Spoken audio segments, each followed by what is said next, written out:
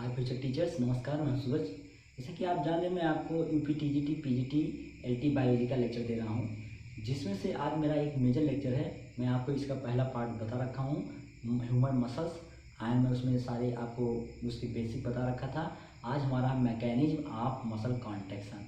बहुत ध्यान सुनिए, इसको बहुत कॉन्सेप्चुअल है, बहुत बार क्वेश्चन पूछा गया है। तो चलिए ध्यान से देखते हैं।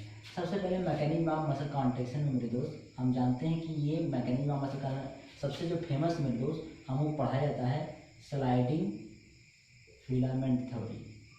स्लाइडिंग फिलामेंट थ्योरी यही सबसे फेमस है, यही पढ़ाया जाता है sliding filament sliding filament theory. ठीक मेरे दोस्त। अब इसमें इसको किसने दिया था? एक साइंटिस्ट थे हक्सले, क्या नाम था? हक्सले। और एक और थे हक्सले 2, और एक और थे हैंसन, क्या नाम था? हैंसन। ये तीन साइंटिस्ट मिल करके मेरे दोस्त दिए थे क्या? इसको स्लाइडिंग फिलामेंट थ्योरी दिए थे। लेकिन जो मैकेनिज्म बता रखे थे, मैकेनिज्म जो बताने वाले साइंटिस्ट थे, उनका नाम था Albert Saint,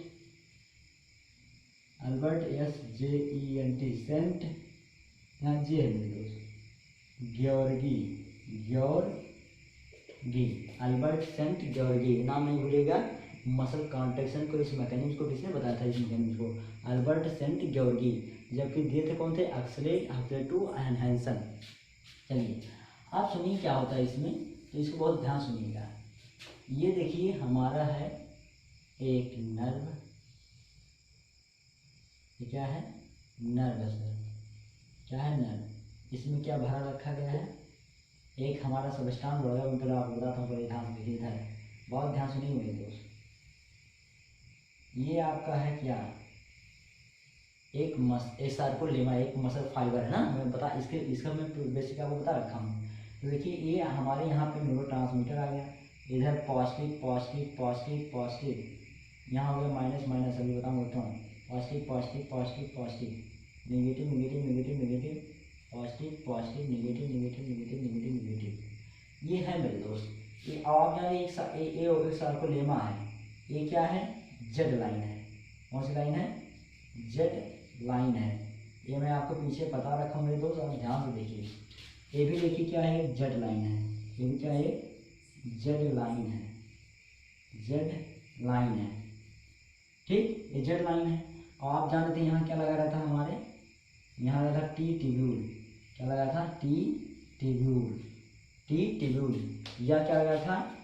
sarcoplasmic reticulum, sarcoplasmic reticulum, sarcoplasmic reticulum लगा था, जिसमें क्या फिलअप रहता था? कैल्शियम आयन फिलअप रहता था, कैल्शियम आयन फिलअप रहता था। ठीक है ना।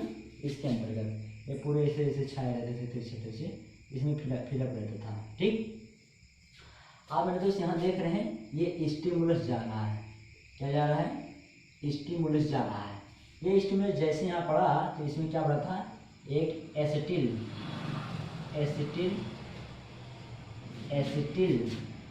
कोलिन। एसिटिल कोलिन सर क्या होता है? एक न्यूरो ट्रांसमीटर है। क्या है सर? न्यूरो ट्रांसमीटर है। एसिटिल कोलिन एक न्यूरो ट्रांसमीटर है। और यहाँ जैसे ही आया, हमारी मसल्स क्या हो गई? ये हमारी हो गई एक्साइट। क्या हो गई सर? ये एक्साइट हो गई, है ना, एक्साइटेबल हो गई। तो ये देखिए, अब इस पर आप जानते हैं यहाँ लगा रहता है क्या? तो यहाँ आप जानते हैं कि हमारे लगे रहते हैं क्या सर? ये यहाँ पे हमारे लगे रहते हैं क्या चीज़? तो आप जानते हैं जिसका नाम है कौन? तो आप बोलेंगे सर ये है एक्टिन फाइबर। क्या है? एक्टिन फिलामेंट है। क्या है? एक्टिन फिलामेंट है। जबकि आप यहाँ जानते हैं, यहाँ ध्यान से सुनिए,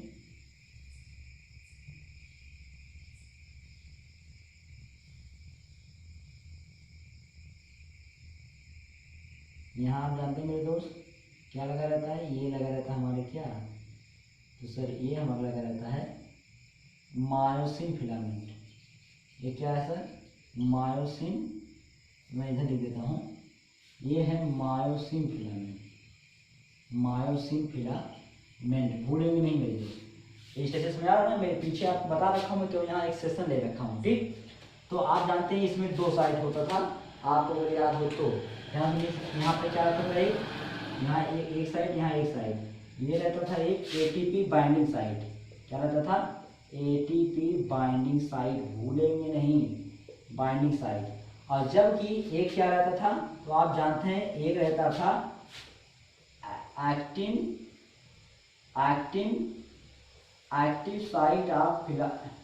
active site of myosin filament for attachment with actin filament.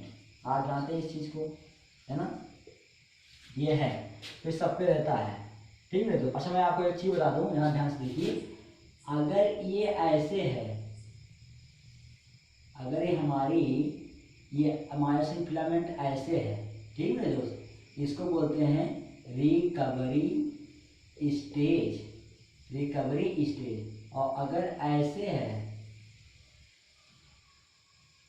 है तो इसको बोलते हैं कौन सी स्टेशन, तो ये हो जाए हमारे, ये होती है पावर स्टोर, ये होता है रिकवरी स्ट्रोक, और ये होता है पावर स्ट्रोक। ये क्या होता है, पावर स्ट्रोक। ये भूलेंगे नहीं, ये पिक्चर ए है, ये पिक्चर बी है, ठीक। ये रिलैक्सेशन को बताता है, मैं नहीं दे रहा हूँ, ये रिलैक्स है, और ये कॉन्ट्रैक्ट है। ये क्या है सर, कॉन्ट्रैक्ट है। ये पोजीशन बताया जा रहा है, तो उसको ध्यान से दिया है। तो चलिए देखिए, ये आपका क्या है सर, ये एक्टिन फिलामेंट है, जबकि सर ये क्या है, मायोसिन फिलामेंट है। मैंने यहाँ बता रखा, ये मायोसिन फिलामेंट है। एक सर इसमें क्या रहता है, एटीपी बाइंडिंग साइट रहता है, और एक सर क्या रहता है, तो एक रहता है हमारा क्या, active site of myosin filament for attachment with actin filament, मतलब ये यहाँ पे जाके जुड़ेगा। अब आप जानते हैं यहाँ पे ऐसे मैंने आपको एक पट्टी बताया था, है ना, और यहाँ पे इसे 3 पॉइंट ऐसे बताया था, एक 3 पॉइंट ऐसे रहते थे कि नहीं, है ना, रहते थे। तो मेरे दोस्त ये क्या था, ये आप जानते हैं, ये था ट्रोपोनिन। क्या था ये, ट्रोपोनिन।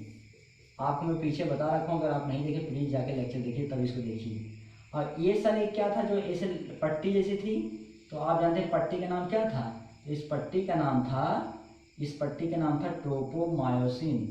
ट्रोपोमायोसिन था, क्या नाम था, ट्रोपोमायोसिन। तो इस जो पट्टी थी इसका नाम था ट्रोपोमायोसिन, जो ये था पॉइंट प्रोटीन, इसका नाम था ट्रोपोनिन। क्या नाम था, ट्रोपोनिन। आप कौन सा समझिए, हमें पढ़ना है मैकेनिक, कैसे सर क्या होता है, बहुत ध्यान सुनिए, यही ध्यान देने वाली बात है मेरे दोस्त। जैसे ही स्टिमुलस आके हमारे सार्कोलेमा, अच्छा ए मेम्ब्रेन जान, ए मेम्ब्रेन क्या है, ए मेम्ब्रेन क्या है मेरे दोस्त, तो इसको बोलेंगे सर सार्कोलेमा। क्या है सर, सार्कोलेमा, यही मेम्ब्रेन है सार्कोलेमा। तो मेरे दोस्त आप जानते हैं, जैसे ये गिरेगा, जैसे ये यहाँ पे एसिटिल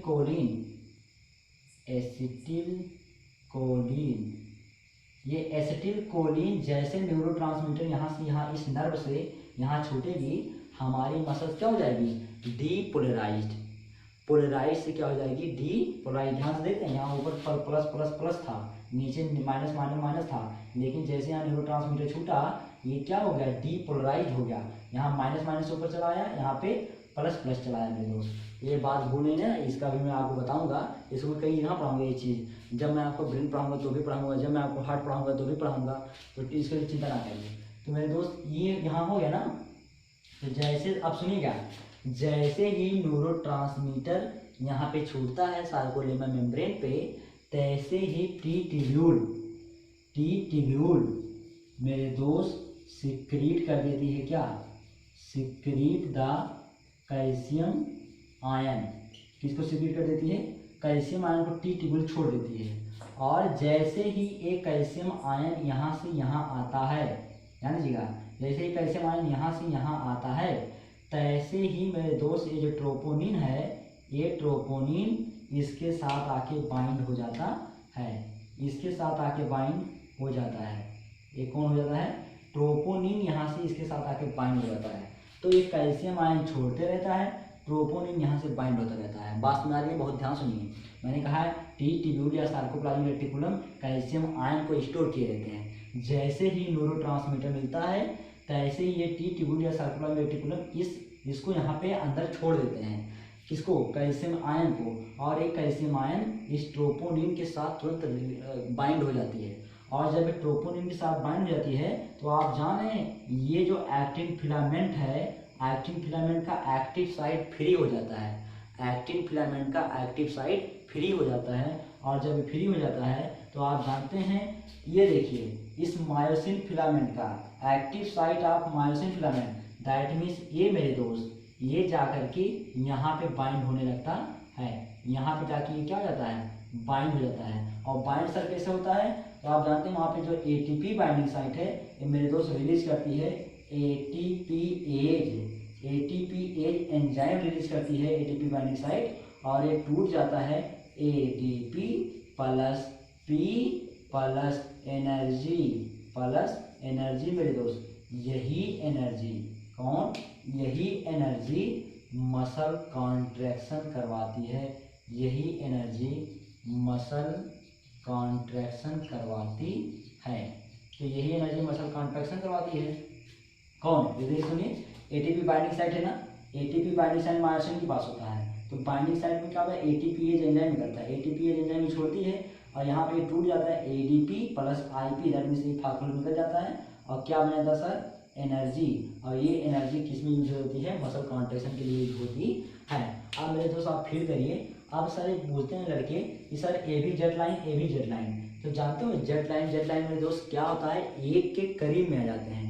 आपको ये पिक्चर याद होगा, मैं बताया था, देखिए ऐसे था ना, ऐसे क्या था हम लोग का, ऐसे था कौन सा, ये ऐसे था हमारा एक्टिन फिलामेंट, इसी बीच में ऐसे क्या थी, ये थी हमारी मायोसिन फिलामेंट।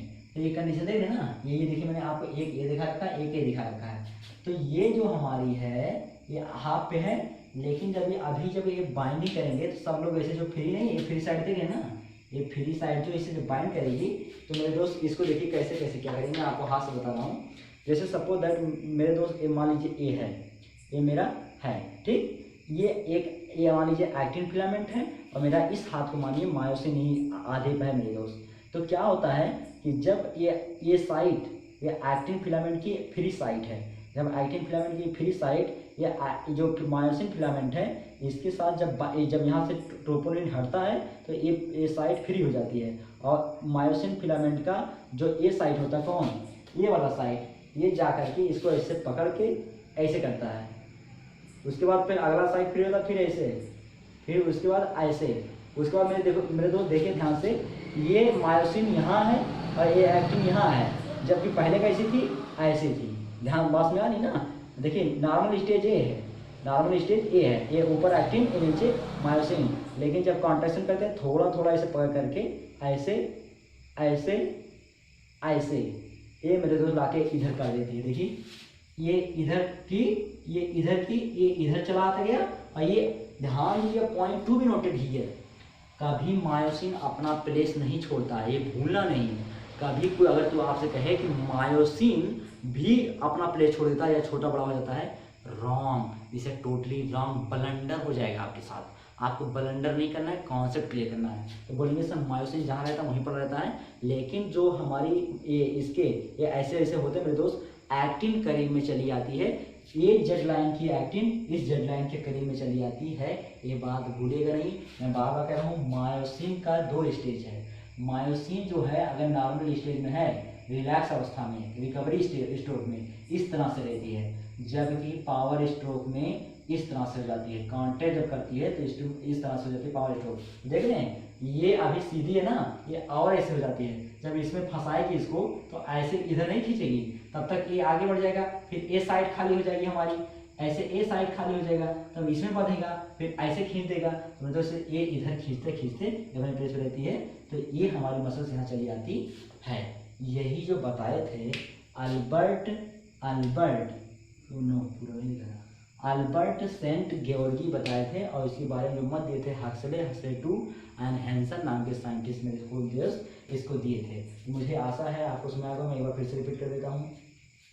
जब न्यूरोट्रांसमीटर यहाँ पे आता है तो हमारी सार्कोलेमा मेम्ब्रेन डीपोलराइज हो जाती है, और जैसे डिपोलाइज होती है टी ट्यूब्यूल या सार्कोप्लाज्म रेटिकुलम यहाँ से कैल्शियम को इधर छोड़ देते हैं। जैसे ही कैल्शियम यहाँ छोड़ते हैं अंदर, वैसे ही कैल्शियम आयन इस ट्रोपोनिन को बाइंड कर लेती है।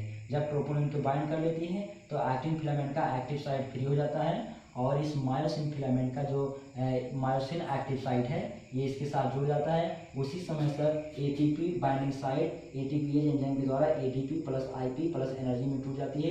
ये एनर्जी मसल कॉन्ट्रैक्शन के लिए यूज हो जाती है, और यही प्रोसेस बार बार चलता रहता है मेरे दोस्त। Recovery stroke and power stroke, recovery stroke power stroke, normal relax contract, इसी थ्योरी को, इसी मैकेनिज्म को स्लाइडिंग फिलामेंट थ्योरी कहा जाता है। Question point to be noted. क्यों क्वेश्चन से बोलते हैं स्लाइडिंग फिलामेंट? क्योंकि स्लाइड एक दूसरे के ऊपर मेरे दोस्त क्या कर रहे होते हैं, एक फिसल रहे होते हैं, इसके ऊपर ये फिसल रहे, इसके ऊपर ये, इसलिए इसका नाम है स्लाइडिंग फिलामेंट थ्योरी।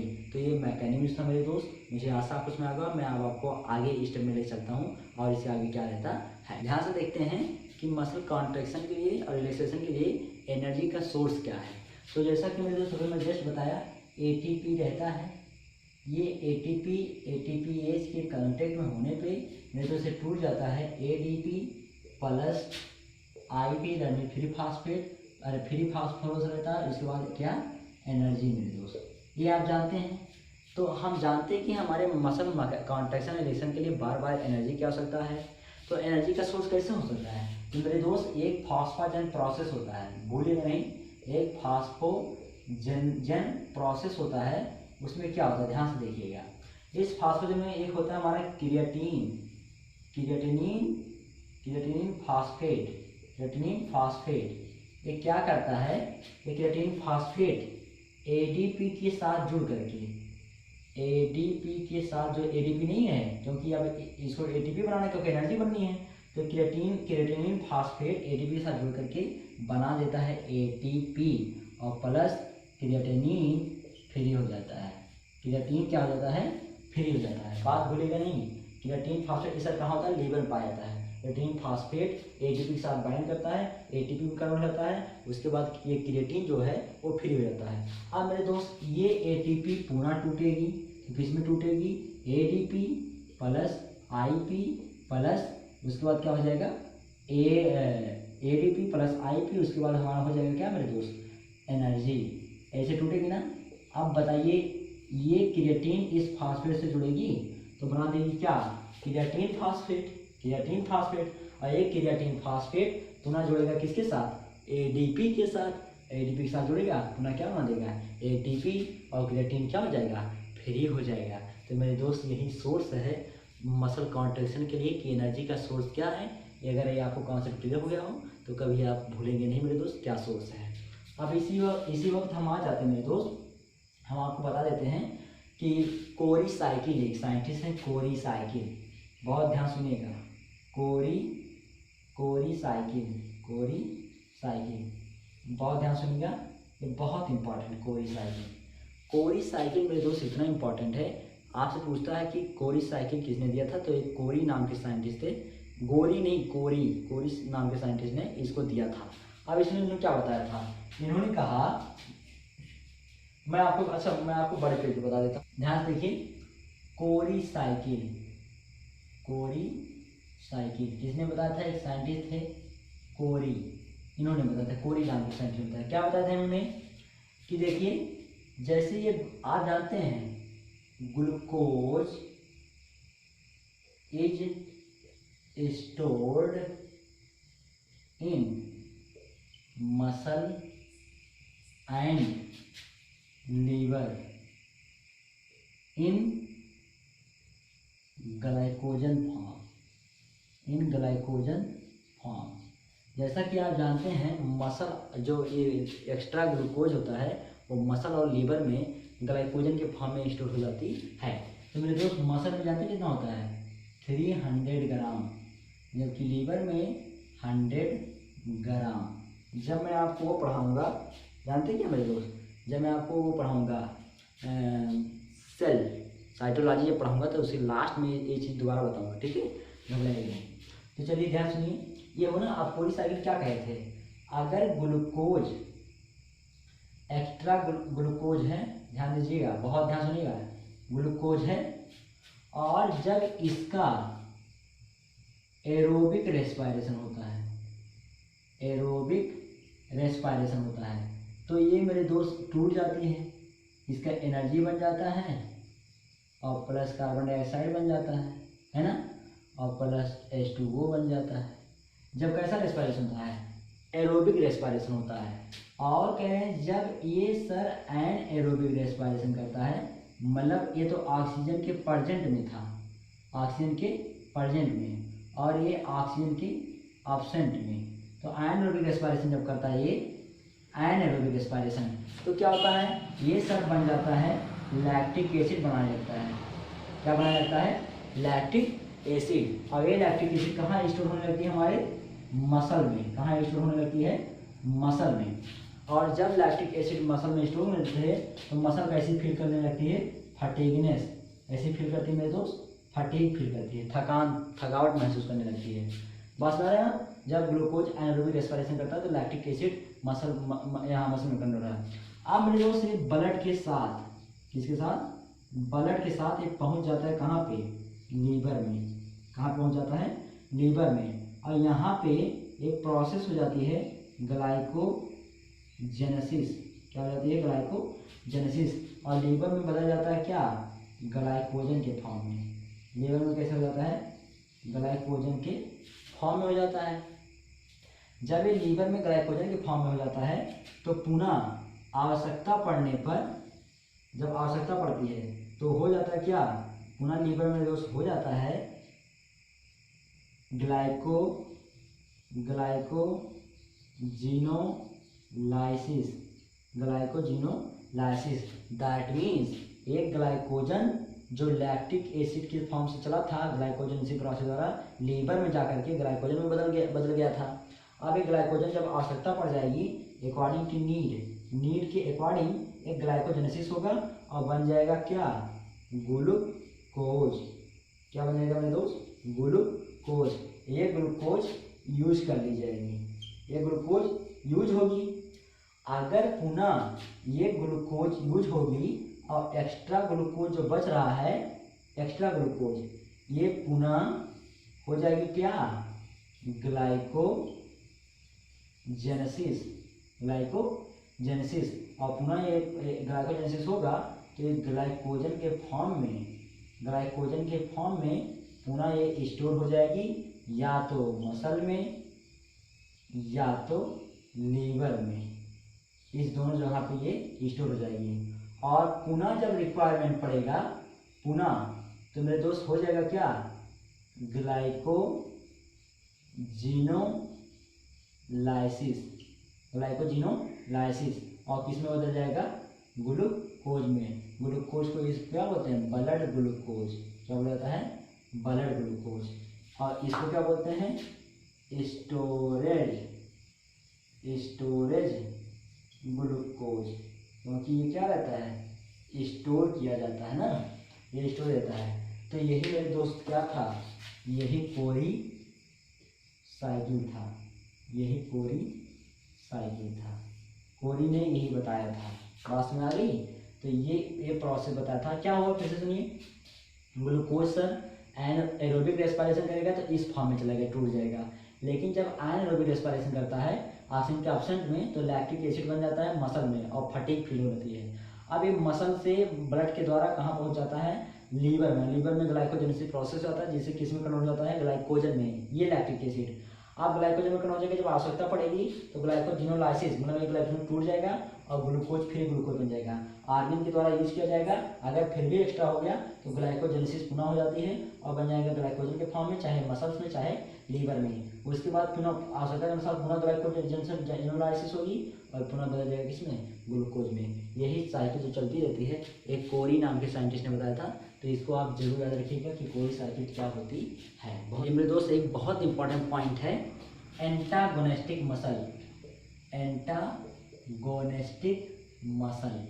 ये बहुत इंपॉर्टेंट है, एंटागोनिस्टिक मसल। इसमें सर क्या होता है, एंटा में जानते हैं मेरे दोस्त, अपोजिट, विरोधी ना, विरोधी।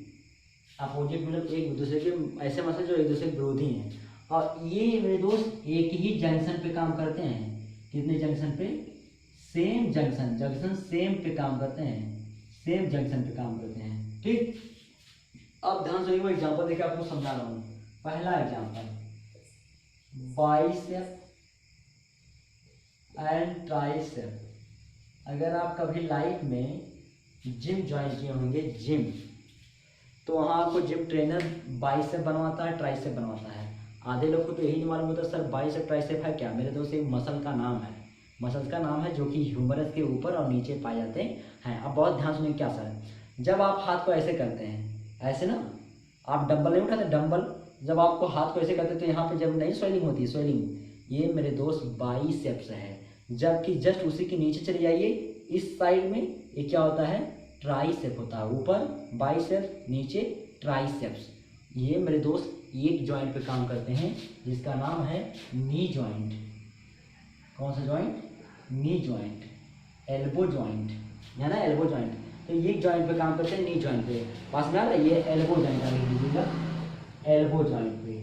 तो ये इस पे काम करते हैं, इस पे देखिए, आप ऐसे करते हैं तो एक कॉन्ट्रैक्ट की, अगला नार्मल करेंगे वो रिलैक्स हो जाएगी, है ना, जिसमें से कॉन्ट्रैक्ट ये रिलैक्स करती है। ठीक है मेरे दोस्त, तो ये बात भूलिएगा नहीं, ये बात भूलेंगे नहीं। ये क्या है हमारा? नी जॉइंट पे काम करते हैं। कौन? तो ये आप बताएंगे हमें, नी जॉइंट पे एल्बो, एल्बो वगैरह काम करते हैं। ठीक, तो ये हो गया ना बाइसेप ट्राइसेप, सुना क्या भाई? जब तुम आप ऐसे करते हैं तो ऐसे से नहीं होता है, तो एक काम हो रहा है, दूसरा भी उसी साथ काम हो जा रहा है, आप करेंगे उसके भी साथ हो जाएगा। तो ये नी जॉइंट पे एल्बो हो गया। अगर दूसरा सुनिए, दूसरा आप जानेंगे, ये supinator and pronator, supinator and pronator, ये जानते हो किस जॉइंट पे काम करते हैं? इसका नाम है ग्लाइडिंग जॉइंट, ग्लाइडिंग जॉइंट। आप बात समझिए सर, सुपिनेटर क्या होता है, प्रोनेटर क्या होता है? जब palm, palm face up, palm face down, जब ये पाम का, ये पाम नहीं दिख रहे हैं, पाम, जब ऐसे आप करते हैं ऐसे, तो देख रहे हैं ये मसल्स, ये जो मसल्स है ये सुपिनेटर पोजीशन है, सुपिनेटर मसल्स। और जब आप प्रोनेटर करते हैं, देखिए ध्यान से देखिए, ये यूं, ये क्या है? ये मसल प्रोनेटर है। क्या है? प्रोनेटर। और देखिए फिर ऐसे करेंगे, ये क्या है? सुपिनेटर है।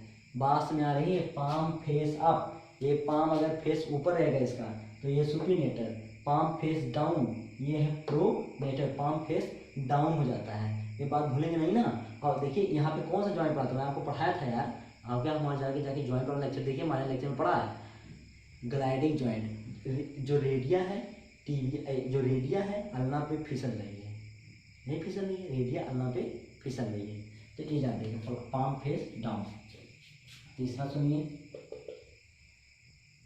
वो होता है radial and circular muscle of I, iris. I, iris की रेडियल एंड सर्कुलर मसल्स।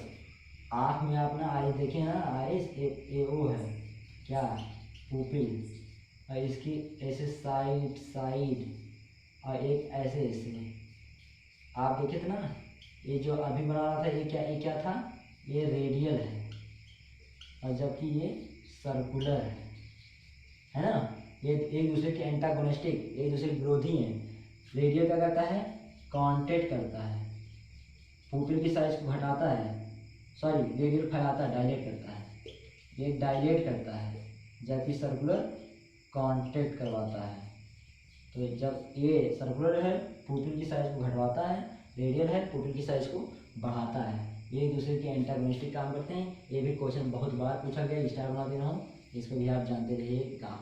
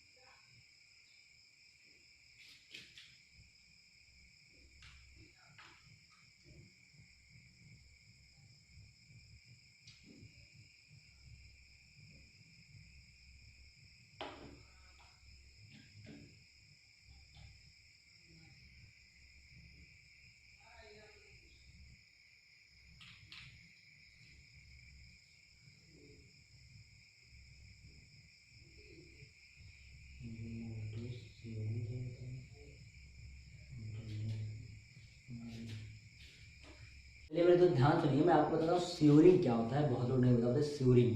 तो आप लिखेंगे involuntary contraction of voluntary muscle. क्या मैंने बोला? Involuntary contraction of voluntary muscle, ऐच्छिक पेशियों का अनैच्छिक पेशियों की तरह कॉन्ट्रैक्ट करना ही स्योरिंग कहलाता है। और बता दो मेरे दोस्त, ये मोमेंटरी होता है। कैसा होता है? मोमेंटरी, दैट मीन्स क्षणिक। आपको ये सीन ठंडी में देखने को मिला होगा, ठंडक में आप देखने पाते हैं कि बॉडी स्योरिंग करने लगती है irregularly and without your permission. आपके बिना परमिशन के वो कॉन्ट्रैक्ट करना स्टार्ट कर देती है। और इसको आप सोचते ना देख, जबकि ऐच्छिक मसल है। ध्यान दीजिए, जो स्योरिंग होता है वो ऐच्छिक मसल्स में ही होता है, बात समझ ना। आपकी वॉलंटरी मसल्स में होता है, दैट मीन्स स्ट्रेटेड मसल्स में होता है, दैट मीन्स स्केलेटल मसल में होता है। तो ये भूलेंगे नहीं, क्योंकि ये मेरे दोस्त वो, लेकिन कैसे होता है प्रोसेस? इनवॉलंटरी, अनैच्छिक रूप से कॉन्ट्रैक्शन हो जाता है किसका? वॉलंटरी मसल का है। वो क्या कहलाता है? हमारा स्योरिंग कहलाता है। अब एक टर्म आता है सर टेंडन, क्या आता है? टेंडन। और एक आता है लिगामेंट, लिगामेंट। तो मेरे दोस्त टेंडन जानते हैं, मसल को बोन के साथ जोड़ती है, मसल को बोन के साथ जोड़ती है, जबकि लिगामेंट बोन को बोन के साथ जोड़ती है। अब मैं अगर आपको याद करने का तरीका बताऊं, एक याद कर लीजिए, दूसरा तैयार। जो बोन नहीं है, बोन दोनों ही हार्ड है, दोनों ही हार्ड है। जब दो हार्ड चीज़ों में जोड़ा जाता है तो कोई फ्लेक्सिबल चीज़ लाया जाता है। जब दो हार्ड चीज़ों में जोड़ा जाता है उसमें कोई फ्लेक्सिबल चीज़ मिलाया जाता है। समझ आ रहा है मेरे दोस्त? जैसे आप वायरिंग है ना, वायरिंग में सब लोहा है, लेकिन उसमें हम फ्लेक्सिबल चीज़ डालते हैं, ग्रीस ऑयल डालते हैं ना। तो क्योंकि फ्लेक्सिबल चीज़ इसलिए डाला जाता है क्योंकि उसका कॉम्बिनेशन बना रहेगा। तो बोन बोन का कॉम्बिनेशन बना सकता है कौन? लिगामेंट। जबकि मसल और बोन उसमें से एक हार्ड है और एक लूज है। तो मेरे दोस्त लूज और हार्ड के लिए हमारा जो मसल्स है टेंडन, ये जानते रहेगा। मैंने आपको बता दिया टेंडन और लिगामेंट, ठीक। हड्डी को हड्डी से, लिगामेंट दैट मीन्स स्नायु, और मसल्स को बोन से टेंडन दैट मीन्स कंडरा, हिंदी में बोलते हैं कंडरा। भूलेंगे नहीं ना, ये क्वेश्चन बहुत बार पूछा गया, इसको स्टार बना लीजिए। अब आते हैं मेरे दोस्त, एक चीज़ और बच रहा है आपके अंदर, डिजीज। मैं आपको डिजीज बता देता हूँ, उसके बाद हम हमारा अपना चैप्टर क्लियर हो जाएगा। तो चलिए पहला डिजीज सुनिए। पहले डिजीज का नाम है मायस्थेनिया ग्रेविस, मायस्थेनिया ग्रेविस। ये सर क्या होती है? ये ऑटो इम्यून डिजीज है, ऑटो इम्यून डिजीज है, ठीक। इसमें बॉडी खुद ही ऑटो इम्यून, बॉडी खुद एंटीबॉडी बनाने लगती है, एंटीबॉडी बनाने लगती है, antibody form to its cell. Body उसमें अपने ही सेल के लिए क्या बनाने लगती है? एंटीबॉडी। जिसमें माइस्थेनिया तो क्या हो जाता है? मसल डिस्ट्रॉय और वी कैन से डैमेज होने लगते हैं, मसल डिस्ट्रॉय या डैमेज होने लगते हैं। तो ये पहली बात तो एक क्वेश्चन नहीं भूल गए, ये ऑटो इम्यून डिजीज है।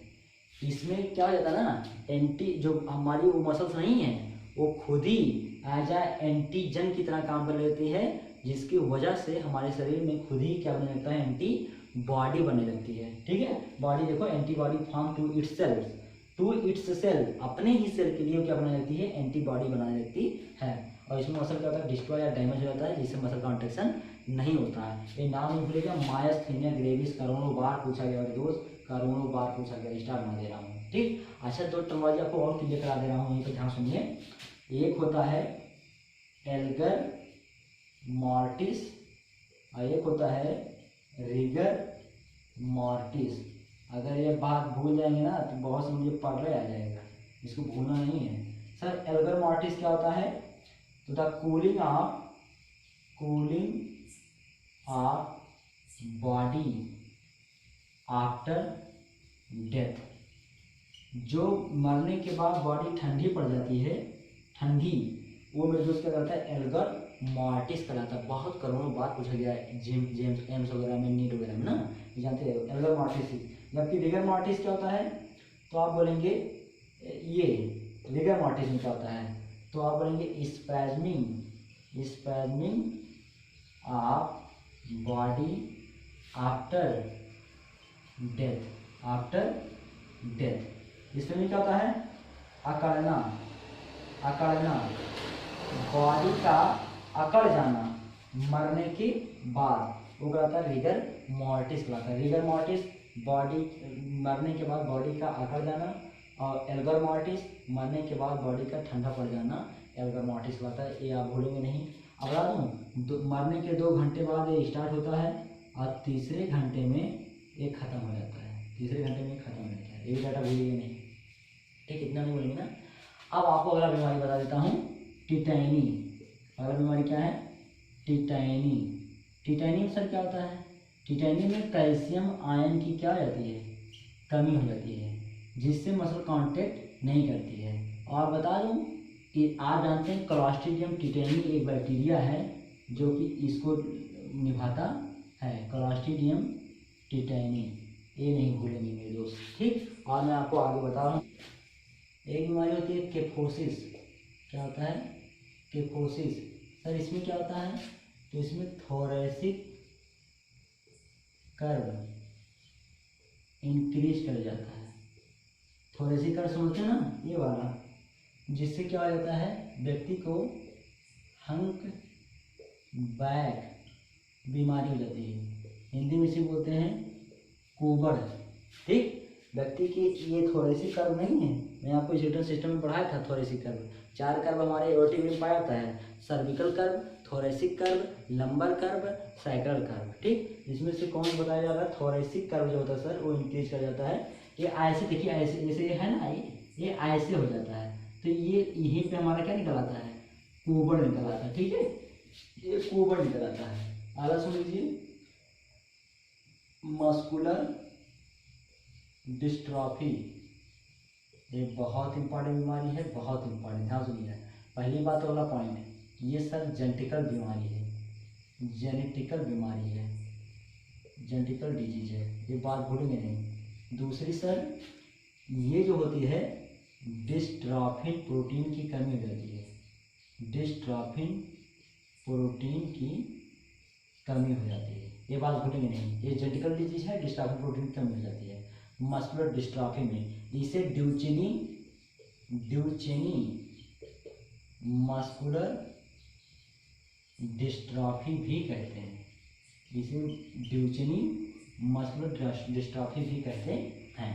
तो मस्कुलर डिस्ट्रॉफी के क्या अगला आते हैं, ऑस्टियोपोरोसिस। ऑस्टियोपोरोसिस एक और सुन लीजिए, ऑस्टियोमलेशिया, इसको मैं आपको पीछे बता भी चुका हूँ।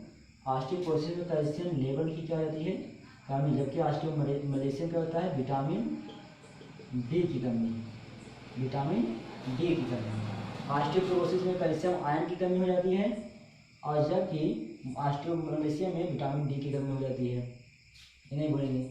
इसके अलावा अगले पा जाते हैं, इसके अलावा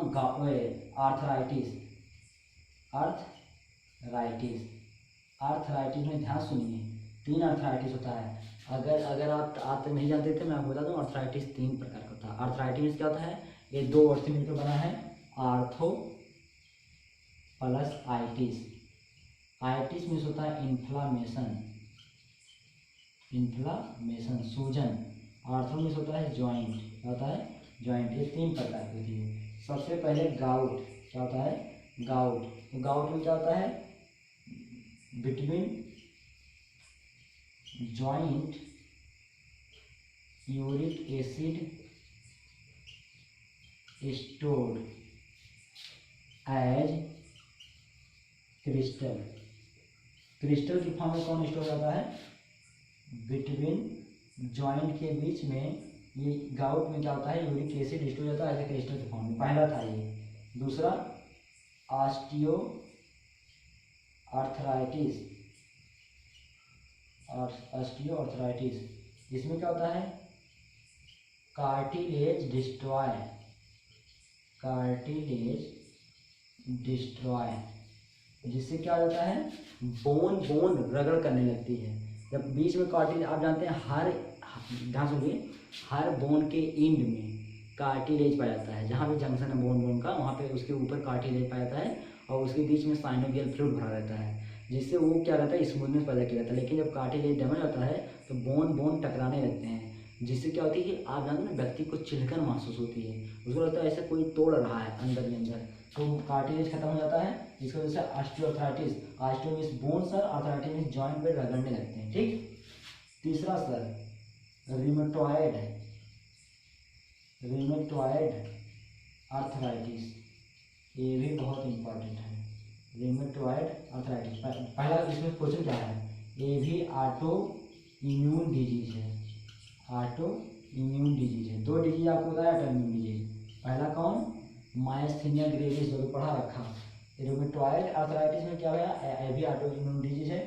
सर इसमें होता क्या है, इसमें जो हमारी साइनोवियल फ्लूइड नहीं है, ये साइनोवियल फ्लूइड में आपको जंक्शन पढ़ा दे रहा है, ध्यान दीजिए।